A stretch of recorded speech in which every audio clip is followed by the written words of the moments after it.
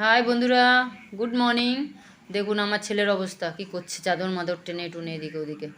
Actually টেনে টুনে করছে মানে কি, ও অ্যাকচুয়ালি আপনারা ভাবছেন যে ও চাদর গোটাচ্ছে করছে, কিন্তু না, ও চাদরটাকে পাচ্ছে।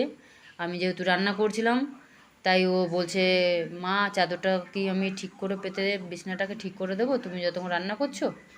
তো আমি একটুখানি হাত লাগালাম, দেখছি বাচ্চাটা আমার একা একা করছে।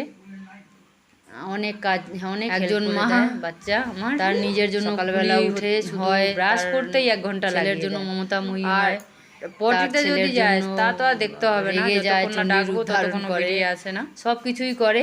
কিন্তু আজকে আমি নাকি বলার গেছি আমার ছেলের জন্য।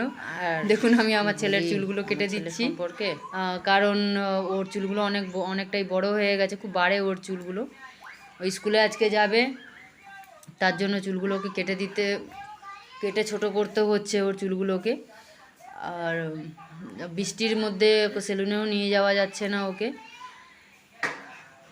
ওর মামাকেও বলেছিলাম